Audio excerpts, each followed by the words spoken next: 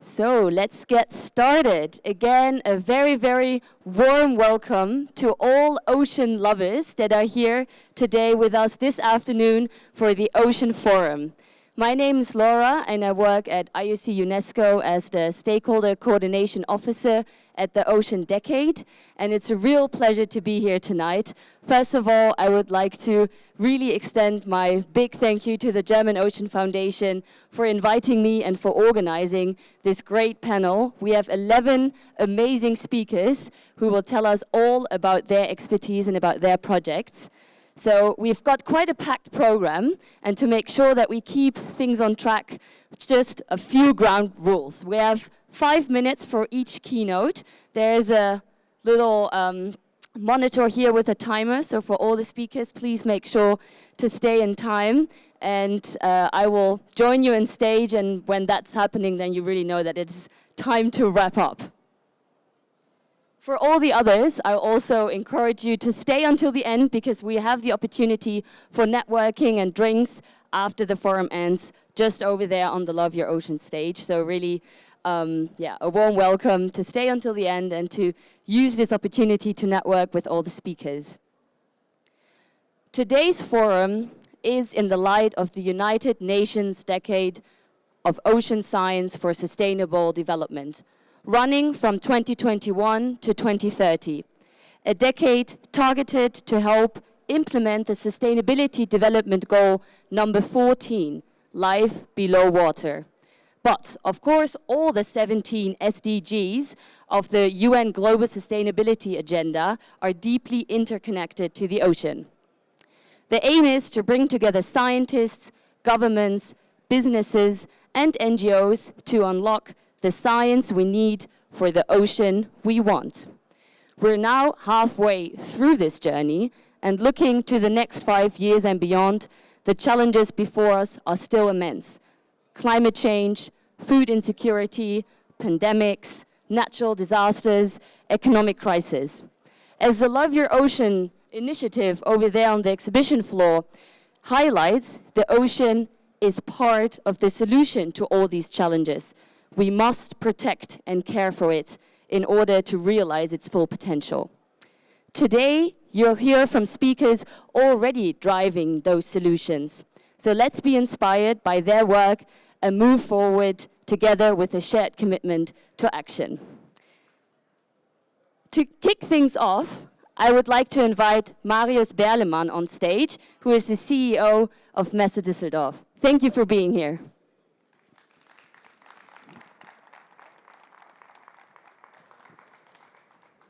Laura, thank you very much. Welcome to Düsseldorf, welcome to Boat, welcome to the Ocean Forum. Now, when we look around here and when we read it over here, Love Your Ocean. And then we look at our new campaign, We Love Water. Very similar, right? Ocean, water, of course, but what is important is that we talk about love. And things that we love, we do take care of, correct? So for us, as the boat team, this is crucial for us. We talk a lot about the water sport that you can experience here. You can see the big boats, you can see sailing boats. But at the end of the day, and Laura, you mentioned it, if we are not dedicated in protecting of what we love, we will not be able to enjoy it. And therefore, I think it's super important to have this forum. And this forum is not just a part, it's a super important part of boat. It belongs to boat like the water sports or the boat, it doesn't matter. It belongs to us. And I'm very excited to see encouraging new ideas today. And I encourage each and every one of you to take part in this, because each and every one of us is asked to contribute in protecting the oceans and the ocean. And therefore, I'm really happy and excited to be part of this, and I welcome you all to join this super important initiative. Thank you very much for being with us. Thank you very much. Also for us, it's a big honor to be on such a big stage and have so many square meters to present all the different solutions, so thank you.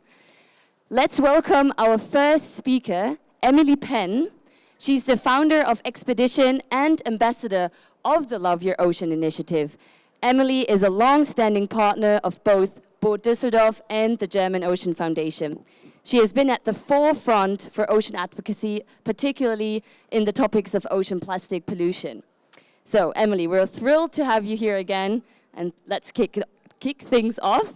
I will start the timer over there, and then I'll hand over to you. Great, thank you so much. Thank you. It is great to be here sharing some stories of my adventures over the last 15 years, which actually began when I was looking for a way to hitchhike from England to a new job as an architect in Australia. And I ended up getting a job on board this boat, there we go, there it is, called Earth Race, that holds the round the world speed record and runs on biofuel. I shared this tiny cabin with 3 smelly Kiwi boys, and if we wanted to have a wash, we had no running water on board, so we had to jump over the side, which is what we did one morning in the middle of the Pacific. And when I came up to the surface, I couldn't believe that I saw a toothbrush, a cigarette lighter, and a bottle top just floating by. We carried on across the Pacific and saw this time and time again. And so I ditched the career as an architect and spent the next 10 years sailing around the world studying plastic pollution, all the way from the tropics to the poles and to these gyres, the accumulation zones where all the plastic in our ocean ends up. Along the way, we stopped at small island communities. We found they were struggling to grow food because the rising sea levels had caused their soil to become so salty that their crops wouldn't grow. We found that their corals were bleached by increased sea temperatures, and they were struggling to catch fish because the commercial fishing vessels had emptied their waters. And all of this meant a new reliance on packaged food and drink that all came wrapped up in plastic. We then had many days, weeks, months on this open ocean. And you can imagine there were the magical moments of the dolphins at the bow, navigating by the stars and gathering on deck for another awesome sunset. But we also survived storms. We felt the full power of raw wilderness at sea in a way that I'd never experienced before, living on land. And I couldn't believe that this vast ocean that seemed so powerful and so endless could possibly be impacted by us, humans. But it turns out that's exactly what's happening. So I went on to learn more about the amount of carbon dioxide that we're putting up into the atmosphere every second of the day that's leading to the warming of our planet. And, of course, the pollution that's making its way down streams, drains, rivers, where ultimately everything ends up in the ocean. And all of this made me realize really one thing, that the idea of trying to go and collect 171 trillion pieces of microplastic from our ocean, or the carbon dioxide in our atmosphere, cleanup feels like an impossible job. But that right now we still have an opportunity to turn off the tap, to stop any more pollution getting out into our environment in the first place. So on our expeditions, we work hard to try and find out, well, where has that plastic come from? How do we identify the source so that we can stop it on land? But the challenge is that most of it, like this, is anonymous. It's very hard to work out where it's come from, just like the carbon in our atmosphere. So on board our boat, we use a machine called an FTIR that tells us the polymer type of each fragment of plastic to help us determine its previous use. Only when we got our first set of results back, I think I was expecting an obvious answer. And instead, we had this whole ream of chemicals that came out of words that I couldn't even pronounce. And it made me realize that there's not one source of this pollution. There are hundreds of sources, but that also means that there are hundreds of solutions. Each source identifies a different way that we can solve it. There's no silver bullet, but we need everyone working from every angle to play their part. So my question to you all this evening is, what's your superpower? What role can you play? Are you a designer, an industry leader, a politician, a chemist, a storyteller, a teacher? What role can you bring to the table to help tackle the issue? Because at the end of the day, we all share this amazing blue planet, and we don't need everyone to do everything, but we do need everyone to do something. So it's time to find our role, and it's time to act. Thank you. Thank you so much, Emily. You make it clear we all play a part in this shared mission, so thank you for motivating us. We have our second speaker, Prof. Chris Nwachukwu, who will share the transformative work of the Early Career Ocean Professional Program, short ECOP, an endorsed program by the UN Ocean Decade. Thank you for being here, and we're very excited to hear what the impact of ECOPs in Africa is. Thank you. Thank you so much. Hello, everyone.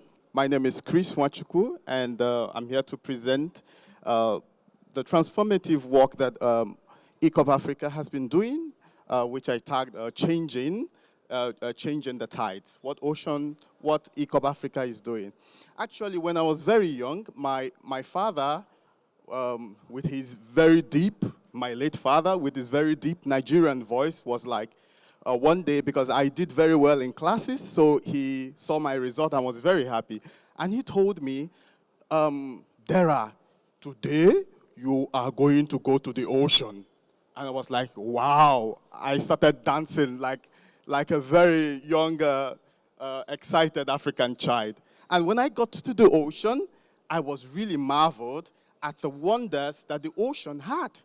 And the fact then was that I know that we didn't have so much pollution as at that age, but of course now the ocean now, it's really, really very terrible to go to, especially when you come from the sub-Saharan Africa where I come from. But gladly today, I am one of those that are teaching people on how to do what, to be ocean literate and how they can protect the environment and how they can protect the ocean. So today, ECOP Africa is changing the tides from a very conscious shift of exploitation to a conscious shift of preserving the ocean. And one of the missions which we are using is ECI, which is educate, collaborate, and inspire action. Now, ECOP Africa actually is coming from the perspective of indigenous knowledges. Because I have traveled far and wide to various communities in Africa, and during my travel, I was able to reach out to various indigenous communities. And these indigenous communities, I started to understand how they lived in their time and certain strategies that they did to protect the ocean in their own way. I also found out that there was also Ocean Act, there was also ocean cultures, and some of these cultures promoted ocean sustainability. Now, let's listen. One of them, I found that in the community of the Efik community in Nigeria, they were able to use the ocean color to be able to predict when to go fishing. Unlike the conventional modern way of where we just go to the ocean any season and just fish, not knowing when the breeding season is, when we ought not to go there. But this community are able to know from the ocean color when to go fishing. And so we begin to understand that these things are very important for us to also do what? Use it as an indigenous wisdom to teach the younger generation on what to do to protect the ocean. Now, we're also reaching out with collaborations. And these collaborations, we are extending it to, we're extending this collaboration to various organizations in Africa because it's so uneasy to have, because investment in ocean in Africa, it's especially in protection, it's very, very poor. And so ECOP Africa is using this as a means to reach out to a partnership from various government stakeholders and inspire action. So our vision is to use the tools that we have on ground to provide access to knowledge and tools for ocean protection. And so these are some of the initiatives that we've done in Nigeria by various ECOPs. We have Ocean Champion Project. We have the Green Promise Protect Our Environment. We have the ECOP Cameroon program. And we have from our partners in Egypt and also in Kenya, because ECOP is generally made up of young people who are dedicated to protect the environment. So now, our curriculum is working on these indigenous languages, indigenous wisdoms, which we are including to use to teach young people on how the ocean is to be protected. And we are also launching up our Blue Schools. Also, our Blue Schools is already running, but we are planning to extend it to different countries in Africa, especially the ones that have that are bounded by rivers, because the rivers also are lifeblood. So, despite you not having the knowledge of the ocean, of course, the rivers around you, you should have knowledge too about it. And these are some of the ECOP's contributions to our write-ups in writing and providing programs for UNESCO and activities that we've done. And I really want to thank you all for listening, and thank you so much. Bye. Thank you very much, Chris. And also for sharing how important it is to include the younger generation and also all kinds of communities, no matter where they come from. So I think you made that pretty clear. And also for all of you who don't know the ECOP program, look it up online. It's really a global program with nodes around the world. Also Germany has a node, so feel free to look it up. And if you're interested, reach out. I think it's an incredible opportunity to get to know people from around the world and see what kind of collective impact we can do. So thank you. Our next speaker, I'm very excited to welcome Daniela von Schaper. She's the Oceans Campaigner for Greenpeace Germany and will address the crucial importance of deep sea mining. Thank you so much for being here. Yeah, thank you that you are all here, because I want to tell you 5 reasons why deep sea mining is a stupid idea. First, we have the destruction of the deep sea. The deep sea is a unique environment. It's the largest habitat on Earth. The deep sea starts at around 200 meters depth, and it reaches down to around 11,000 meters. It's totally dark in the deep sea. There is a high pressure and there are slow processes. So there are a few animals like high biodiversity, but animals who are used to live in these conditions. And one of them, some of them you can see. And also whales in some higher areas. When deep sea mining would start, large machines would land on the seafloor and they would destroy everything that's living there. They would destroy the habitats, the ground, and they would also kill the species. They would cause sediment plumes, which would travel further away, and they will also cause a lot of noise that would distract the whales in their orientation, and therefore they have a really, really large impact for the whole ecosystem. So here you can see how the sediment plumes would travel around, and all of these shows us it would destroy the ecosystem that we barely know. Second, metals from the deep sea are not needed. What can we mine for in the deep sea? Manganese nodules, cobalt-rich crusts, and massive sulfides. These are metals, they contain, for example, also copper, cobalt, nickel, but sometimes gold and silver. But actually, for a green transition, what the industry tries to tell us, you don't need these metals from the deep sea. They say you need them, and you have one battery out of one manganese nodule. But if you look at what you get out of this formation, you see that you can substitute some of the metals. And for example, you would need graphite and you would need lithium. You don't get graphite out of the deep sea, and lithium just in so low amounts, it's economically not worth it. So last year, some scientists found out that manganese nodules are involved in the production of oxygen. So why not use the manganese nodules, leave them there, and we just take out the oxygen? The oceans give us every second breath we take, so let's just leave them there. Third, the ISA has to protect the seafloor, not to exploit it. The International Seabed Authority, based in Kingston, Jamaica, has two duties. One, they should find out if and how deep sea mining could take place. But second, under the United Nations law of the sea, they also have the duty to protect and to preserve the marine environment. So therefore, they should take their duty and to protect the marine environment, not to destroy it. Fourth, one industry is gaining too much power. It's a small industry, but it's an industry that is gaining much more power for years, and they tried to mine the deep sea. They were not successful so far, but for example, the company, the metals company, they are trying to mine the seafloor, and they are using small Pacific island states like Nauru, who is really poor, and with their voice, they raise it at the ISA, at the International Seabed Authority, and so they influence this authority, and they try to influence from the industry within the process of deep sea mining. We have to stand up against this. We do this with Pacific people at Greenpeace worldwide, and we will keep on fighting. And the last but not least, we have already multiple crises.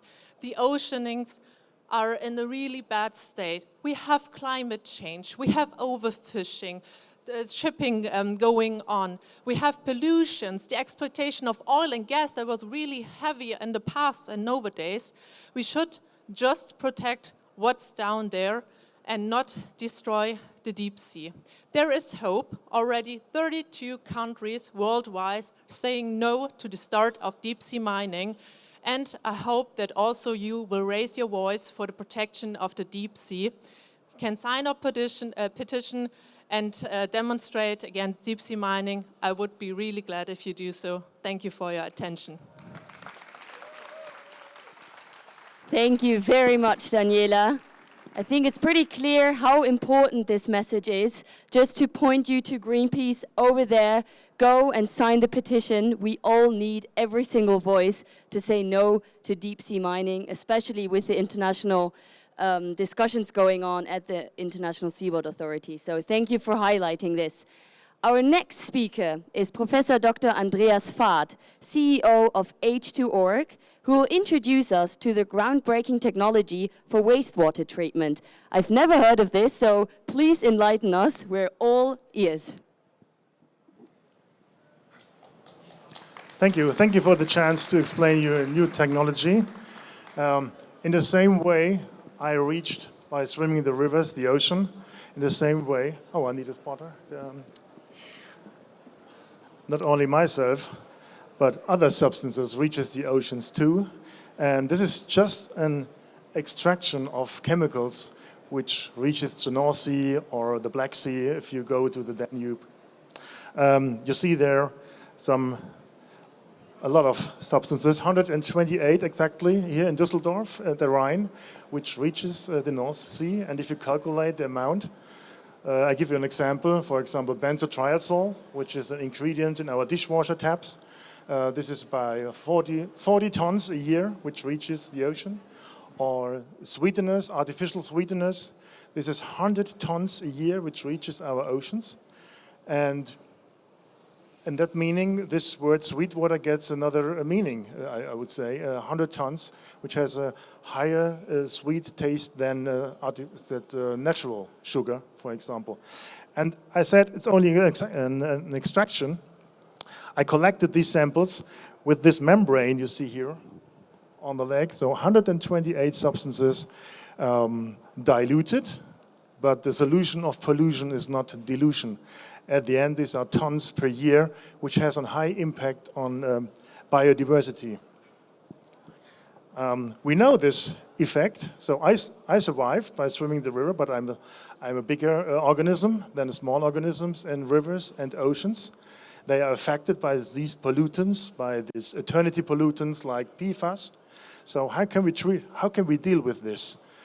So the amendment of the European Water Framework Directive says that in the year 2035, we have to adapt a fourth treatment step in our sewage treatment plants.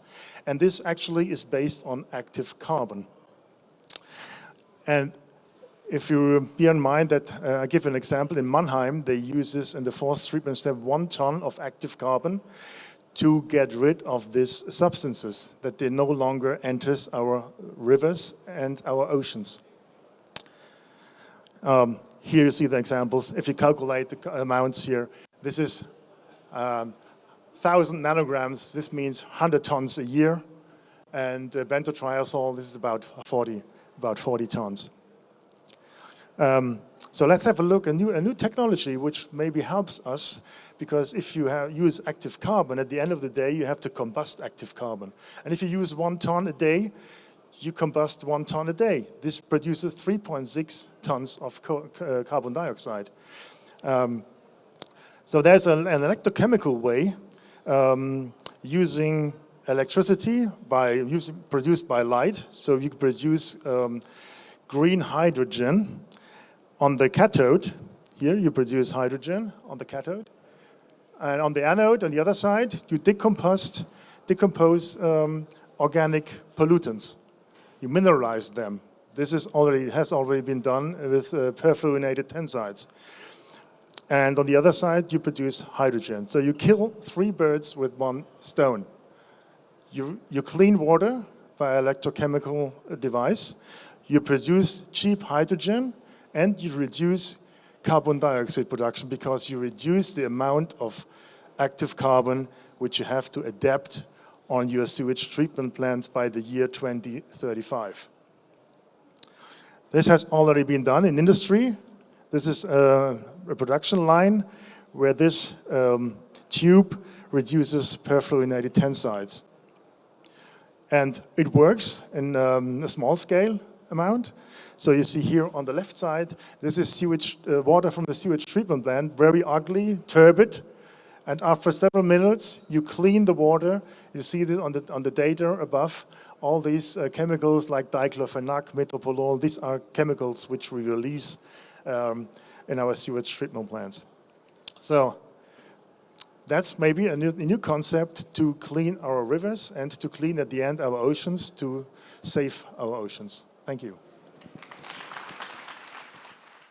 Thank you very much, Andreas. Actually quite frightening to see the statistics and to know how many toxic chemicals we have in the water. But I hope your technology really scales up, that we make sure that we produce them in something better. So thank you so much for your work.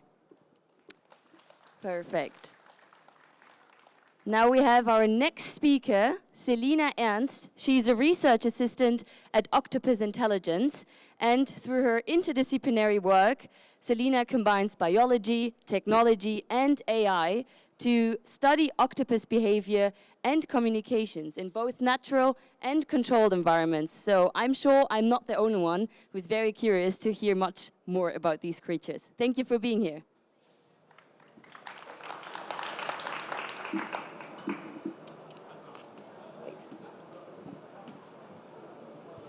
Oh, thank you very much. Good evening, everybody. Octopus Intelligence brings together experts from diverse fields to study the fascinating capabilities of octopuses and their potential implications for artificial intelligence. Our team works in Croatia to study the wild octopuses using artificial dens. This project is also a citizen science initiative which invites local divers to monitor these dens and share footage with us. Why is studying octopus intelligence important? Beyond their ecological role, octopus intelligence provides insights into distributed neural processing. Their decentralized nervous systems enable parallel information processing and offering a comparison to modern AI, artificial intelligence systems like large language models. In the future, we want to equip the artificial lens also with techniques like cameras and screens and interactive elements. This will help us to study not only the behavior of octopuses, but also their cognitive abilities like problem solving, memory, or even communication. In parallel, Wolfgang Slany, the head of the Octopus Intelligent Project, keeps octopuses in an aquarium at home. Generally, octopuses are solitary. However, we have observed unexpected communication between octopuses and humans. We use long-term observation and traditional machine learning to understand the octopus's needs and desires. Octopuses demonstrate gesture-based communication using arm extension or gentle touch to signal hunger or even preferences for specific activities like turning on the TV.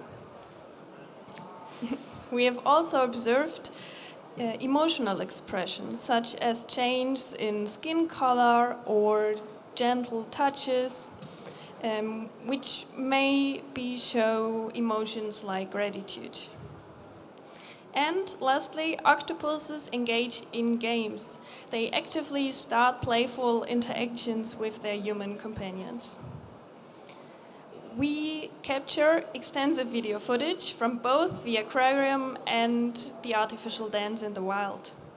Analyzing this massive data set would be impossible without AI. We use machine learning to identify significant moments such as interactions.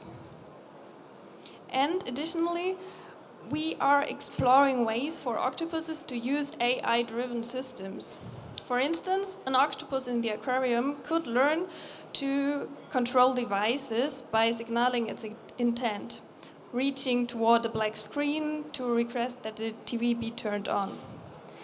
This combines behavior analysis with real-time AI processing. Despite the solitary nature of octopuses in the wild, they have demonstrated remarkable communication skills with humans. Are these behaviors a result of their neural network emergent complexity? If so, studying them further could not only inspire innovations in AI, but also shed light on the evolution of intelligence in biological systems.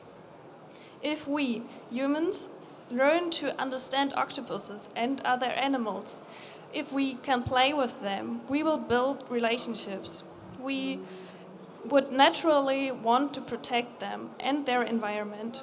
The ocean would become something truly worth preserving. Thank you. Thank you very much, Selina. Especially these images are fascinating. I'd like to learn a thing or two from these octopuses. Thank you so much for being here. Our next speaker is Dr. Alicia Torkov. She's the head of the engagement unit at the Senckenberg Ocean Species Alliance. We will hear about the crucial importance of naming unknown marine species to protect them from extinction. Over to you, we're all ears.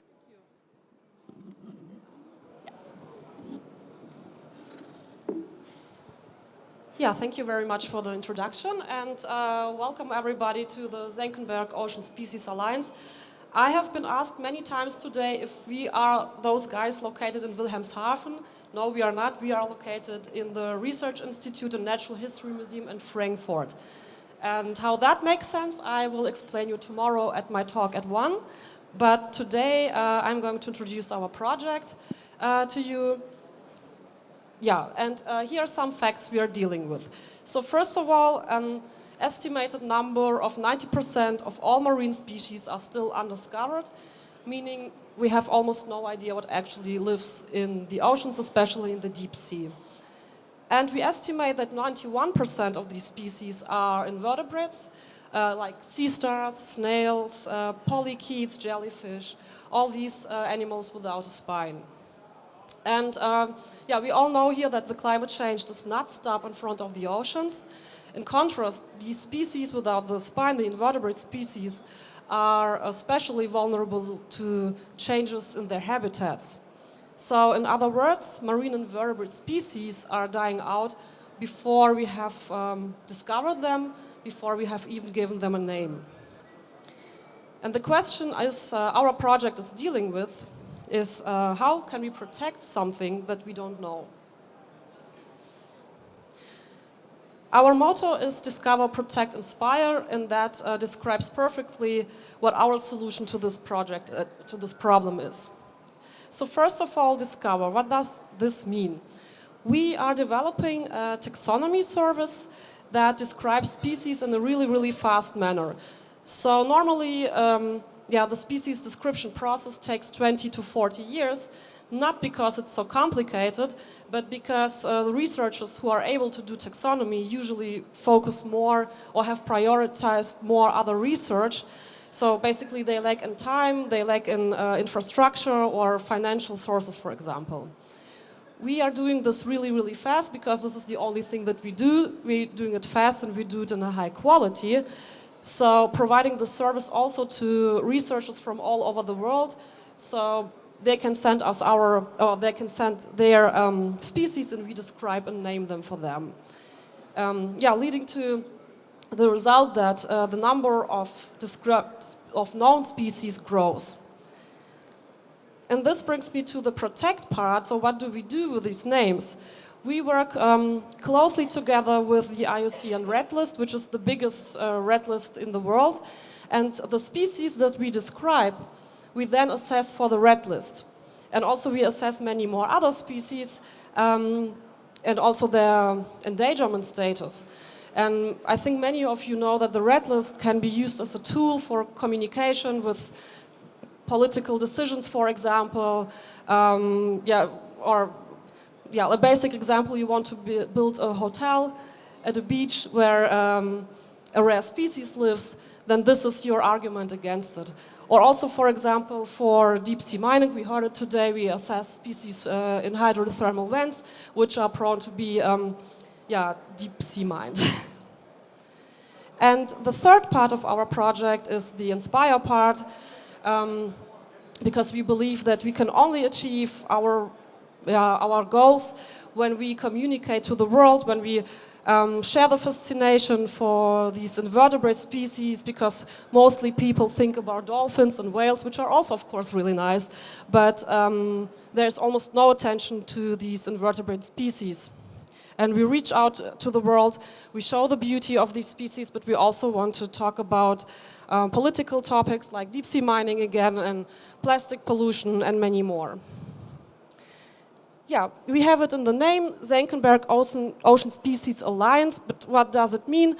So we are a core team of scientists and other people working together in Frankfurt, but we also work together with taxonomists from all over the world who either send us the species or supervise us with their knowledge. With red list contributors from all over the world, with content creators, with different organizations, and also we believe that the general public that is engaged with us is a part of our alliance. Yeah, if you want to be also part of the alliance, please subscribe to our newsletter, follow us on Instagram. And I'm happy to talk to you and exchange experiences and possibilities, how we can work together to make a change. Thank you very much. Thank you very much, Alicia. I'm sure a lot of people will come to you in the networking part afterwards, so don't forget about that. And thank you for explaining how many things you still do not know about the ocean, so keep up the good work. We have our next speaker, Nardine Stybel, Chair of the Coastal Union Germany, who will introduce us to the Cool Blue Baltic initiative and also explain how we as individuals can join this inspiring initiative. Over to you. Thank you so much. Yeah, thank you. Did you know that we have more than 900,000 allotment gardens in Germany, but just 2 on the sea? To change that, I would like to introduce you to the great initiative Cool Blue Baltic, focusing on regenerative ocean farming. And unlike usual, the owner of such farm is not a fisherman or a company. It's a coastal community. So it's a group of interested people like you and me. Regenerative ocean farming is focusing on seaweed and shellfish, or macroalgae and mussels. Means on species that have a positive effect on the surrounded water, on the ecosystem, instead of degenerative aquaculture of fish, for example. And those species we call ecosystem engineers. The regenerative ocean farm acts like a natural filter by binding and removal of nutrients and pollutants. And no nutrients are necessary and no fertilizers and antibiotics to help the species to settle and grow. Everything grows on its own. The only thing that is really necessary is the substrate. The substrate used for seaweed and mussels to settle and to grow. And that could be a mussel sock like that. So you place here little mussels, blue mussels, into that sock. And then you place this mussel sock into the water, and you just need a buoy and an anchor, and then time and patience. And after a while, the species you can harvest are locally produced and often very healthy. So algae, for example, contain many proteins and are rich in vitamin C. And of course, the mussel or the ropes and the nets are overgrown by other organisms as well. So that leads to an increased biodiversity also. There is already something ongoing. So there are some great movements in the Baltic Sea area already, but just a few in the countries, and we have just 2 in Germany, namely in Cair and in Flensburg.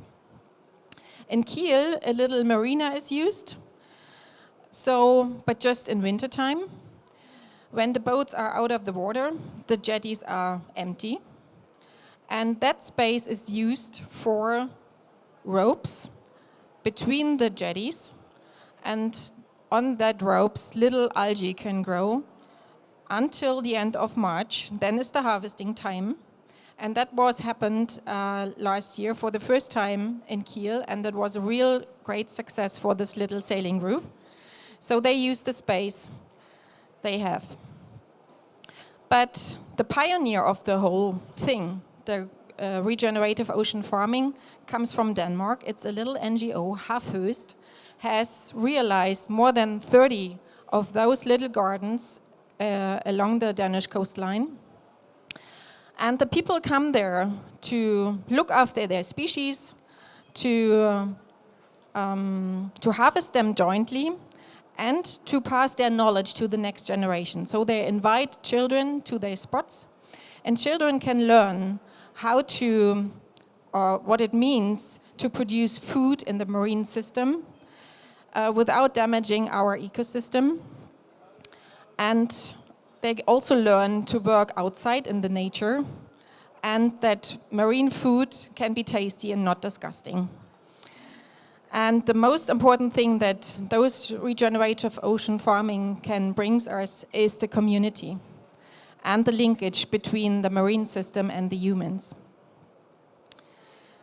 So if you think you would be part of this great initiative, or you want to have your own private garden, so please come to us and join the network, and you will find fellow campaigners, and you will get a crash course in regenerative ocean farming, and you can probably set your farm quite soon.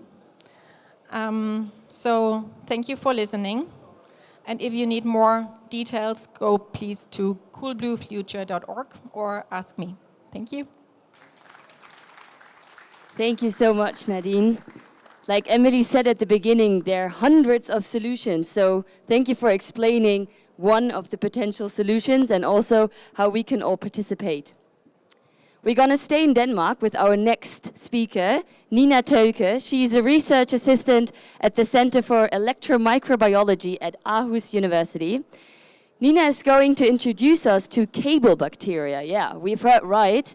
These bacteria seem to be able to conduct electricity over several centimeters. I have never heard this, so I'm really excited to learn more about your project. Thank you very much for being here. Yeah, thank you so much for the introduction. I said I would talk about the cable bacteria. They are initially found in Denmark, and there's also now one of the biggest research groups, but there are also some other groups working with that. And these bacteria are quite chemical, so I'm going to start with some chemistry, but bear with me, it's getting better. So as every life, we need some electrons that are in our organisms, and we just get it from food. And then we basically, as humans and also the animals and some bacteria, take then oxygen to produce electricity, and we basically run on electricity in our daily life.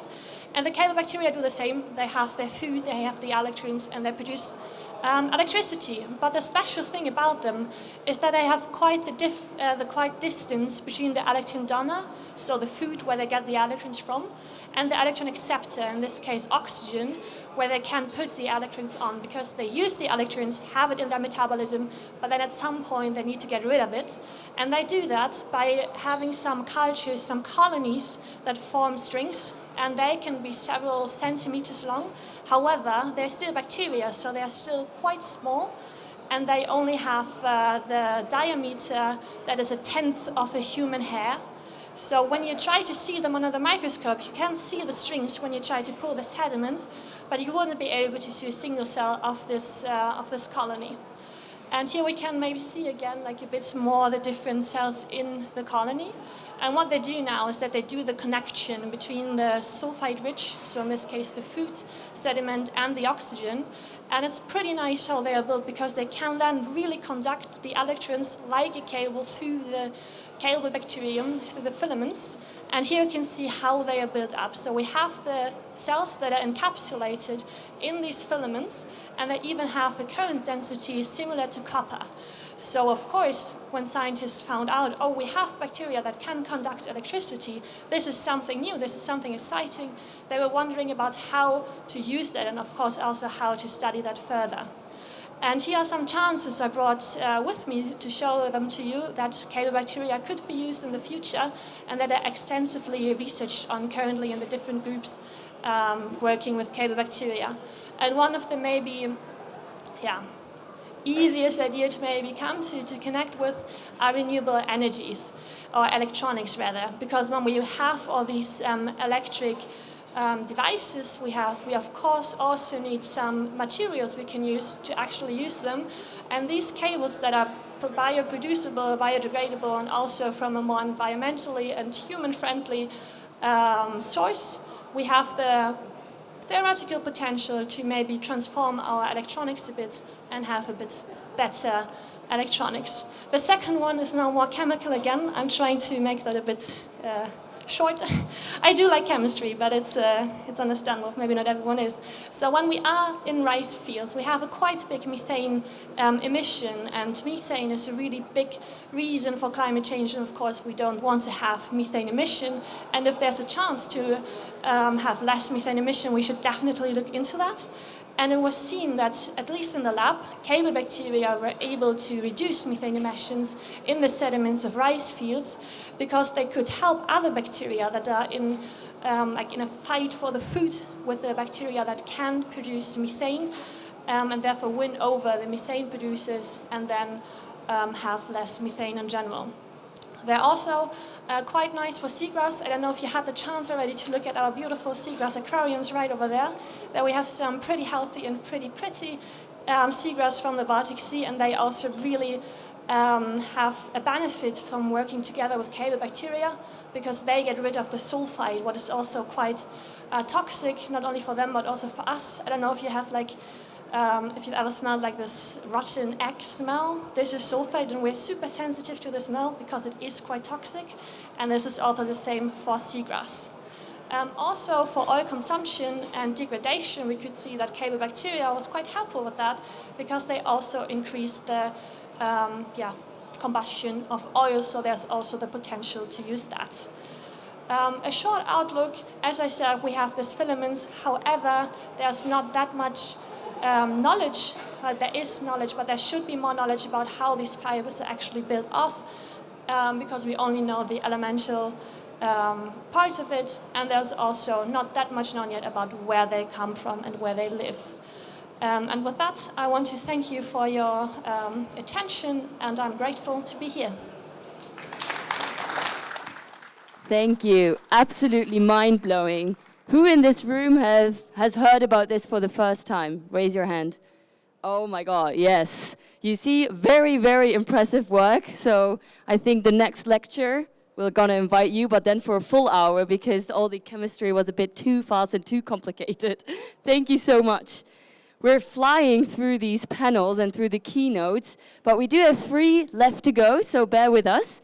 Next speaker, I'm happy to introduce Julia Ritter, who is here from the German Ocean Foundation, and she will explain us and share more about the Ocean Citizen Science Project. So thank you so much for being here, and over to you.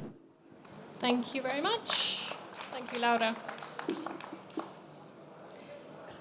So I'm here to talk to you about the greatest ocean citizen science project in the world. Great for 2 reasons. It's extremely large, it can cover the whole ocean, and it's great because it really is a fantastic idea.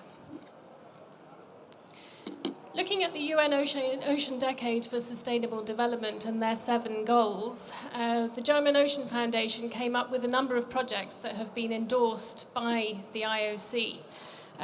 Not to mention this fantastic initiative here, the Love Your Ocean stage, the Love Your Ocean space that we have set up, the Aldebaran, which is the research vessel, the media and research vessel run by the foundation. I'll just carry on. I hope you listen to me instead of him. But today I want to talk to you about the Citizen Science Project. And this incorporates 4 of these goals: a predicted ocean, a safe ocean, an accessible ocean, and an inspiring ocean. And that really is very important. We want to get everybody involved, as many people as involved as possible in protecting the ocean.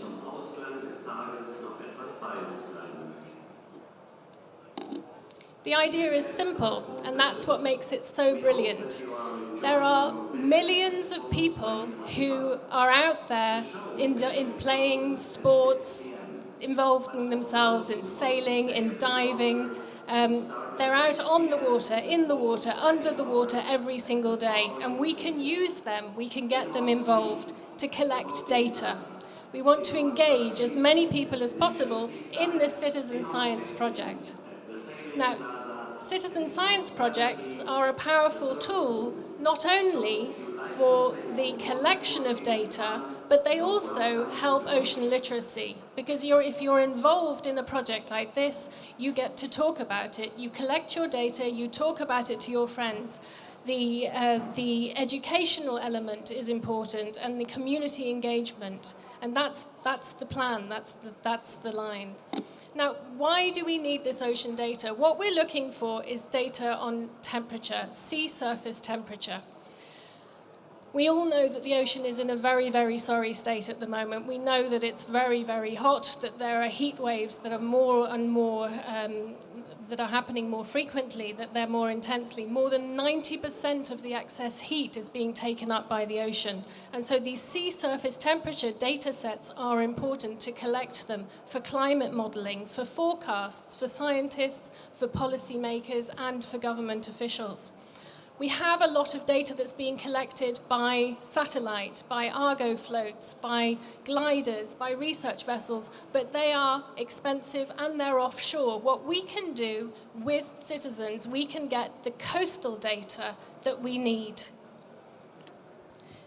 How does it work? It's simple. You collect data, whilst you're out diving, with your diving app or your diving computer, you then transfer it via a diving app. We've been working with SSI.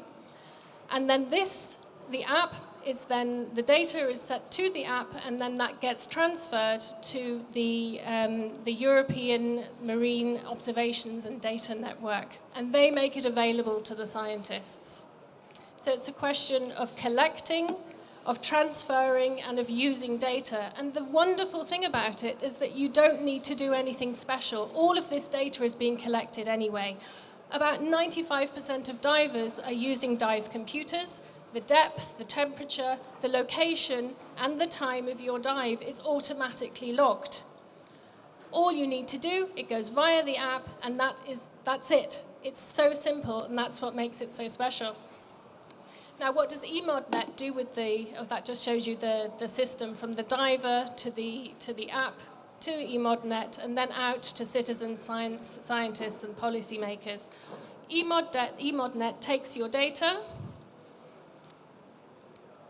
ensures that the quality of the data is of the right standard to allow it for scientific update, and they then visualize the data. So you can go onto the physics portal of eModNet and see that your data has been put there. We have 90,000 temperature profiles already on record, and there are 10 million in the pipeline. So the impact is huge. We launched this just a year ago at Board 2024. Everything has now been set up, the database is up and running, and what we're now looking to do is to expand it. So we're looking for all of the divers to get out there, to be using the app to collect the data and to tell their friends about it. We want to make this an even greater citizen science project, so please join us. The more people get involved, the more people can be aware about what's happening with the ocean. We can improve ocean literacy, which is one of the main goals of the German Ocean Foundation. Thank you very much. Thank you very much, Julia. So it's not only on the scientists, but really on every single one to be part, to collect the data. I want to introduce the next speaker, but I've heard that at 6 p.m. there is a little closing song. Is that still correct, Katrin? No? Yeah? Okay, no song, even better. So we don't have to wait for 3 minutes and just shaking our legs off. We can do that afterwards. So let's introduce our next speaker, which is truly an honor and a pleasure to welcome Patricia Ricard, Chair of the Paul Ricard Oceanographic Institute, to the stage. I'm very happy and honored that you're here with us today, all the way from France. So thank you so much, and over to you. Thank you so much. Thank you for inviting me. Sorry, my voice is not make my English better. And my slides are going to be very sad compared to the beautiful things I've seen. What I would like to share with you is 60 years of experience, because the institute, which is based on an island in the south of France, was founded in 1966 by my grandfather, was extremely mad because the company was polluting one of the best nice area in the place in Cassis. Today that place is a national park. It's a marine national park, and we are monitoring the biodiversity with the company. So I always like to talk that story, because we are all sometimes a bit like, we think we'll never get there. And I can tell you, things are going better sometimes. And it's useful to remind that we can sometimes go to a better solution. So quickly, what I would like to share is that since we've been there, I've noticed that there was some way of doing things that could produce data and make a regulation that we can never do together alone, but we can be within 10 years, 130 partners, that when we build a program, it has to be built like a house, like an architect. So you need to have 4 pillars, very strong 4 pillars. So, but maybe I don't know how to do it. I usually don't talk with slides, that's why I'm very bad at that. Okay, so back to what we are. So we have 3 poles. because today you need to have those three areas to really move things ahead. So scientific research, we know we need data. We need to understand how does life work, because there are so many scientists that never put the head under the water. So in our place, it's compulsory. You cannot be a scientist at the institute if you're not an experiment diver. And when you see the guys and the girls diving today, there are like 80 kilos of materials on their back, because they're carrying DNA, they're carrying bioacoustics, they're carrying a satellite geomapping. And so it's amazing the acceleration of the data you can bring back today from a 1 hour drive. And also the digital, for example, DNA. I mean, there's a huge library, digital library being built by all the people, either with what we saw before, people taking datas. But datas are great, but it's even better when they start doing something that can be legible, that can be easy to understand from science to policy. Institutional relation, I don't know if you've noticed, but since the COP21 in Paris, before the ocean was not even pronounced in climate COPs. So when the COP climate arrived in Paris, we were 5 of us. Today we're 130, that's Ocean and Climate Platform, and we decide that it will be enough. Ocean is the master of climate, and you can't treat the problem separately. We have a nexus today, which is ocean, climate, and biodiversity, and you cannot get out of that nexus. So institutional relation helps you. There will be the UNOC in Nice in June 25. I don't know how many of you will be there. By the way, I need inspirational woman, because we have a special woman in science, so I have done a little shopping this afternoon, thank you. And then you need environmental education, but you need it really within the school. It's not only education because you're at the beach and you put your kids on the kids club, or it really has to get into the academic programs. So we started with some teachers in the area. So when you're very small, you start with all the living species in the beach, you know, where the water falls. And when you're a grown-up, then you're in the abyss. So basically you have a school child lifetime to go from the beach to the abyss. And also, we've noticed that there's some dynamic that helps you stay longer. For finance is a real problem. I mean, finance takes time, finance needs people, and finance can stop a program. So how can you deal with a long-term finance system that really helps you building a lab, building a team, sharing? So I think we arrived to the conclusion that public, private, and philanthropic partnerships are used.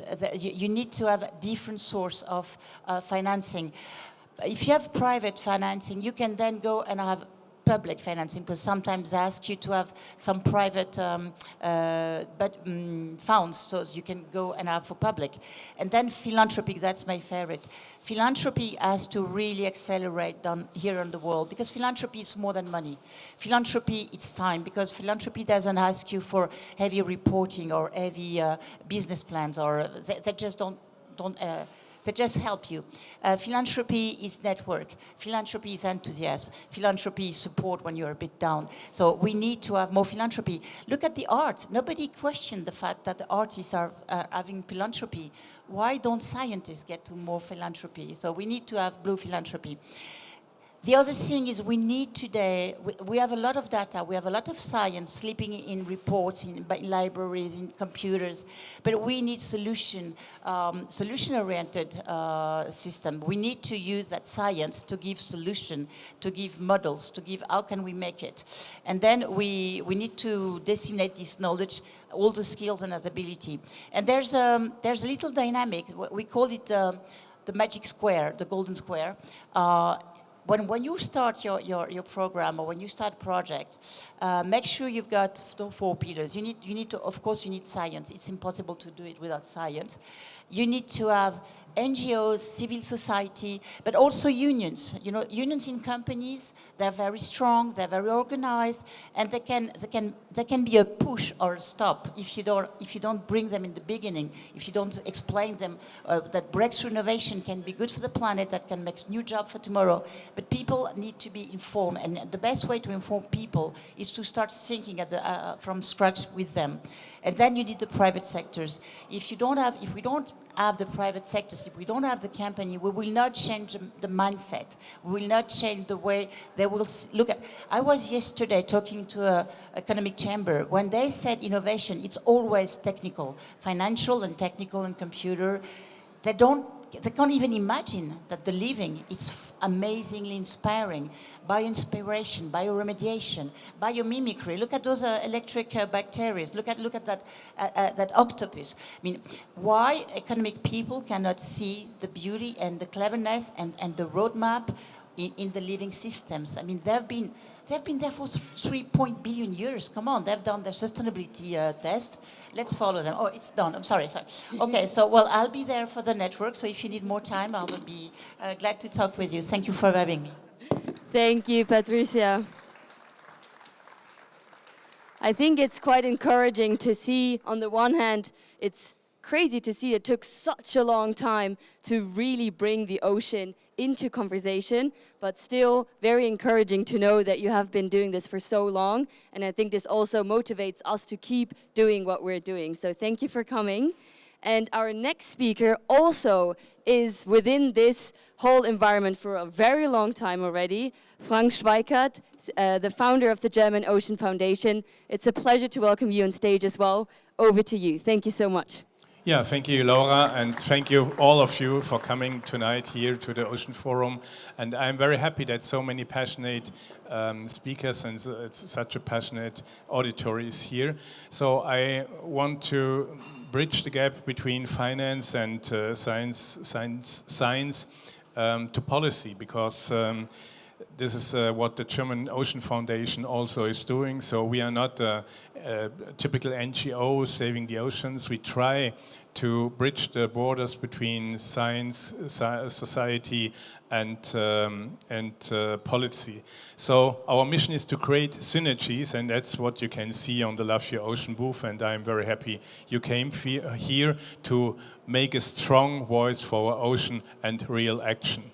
Real action needs that we understand all these circles, the relation between humanity and the sea. This is a picture from our ocean book, and you can buy it in the bookstore. So for people like me who don't want to read, they can just look on the graphics how humans, for example, are related to the ocean. So from mid last year, I was appointed to the EU Mission Board for Restore Our Ocean and Waters. So I'm now in a kind of steering wheel to create policy for our greatest challenges, because the ocean. And so we have a huge agenda for this, and I want to share this agenda with you. And whenever you have any items I need or should add to this agenda, negotiate directly with the Commission in Brussels, please let me know.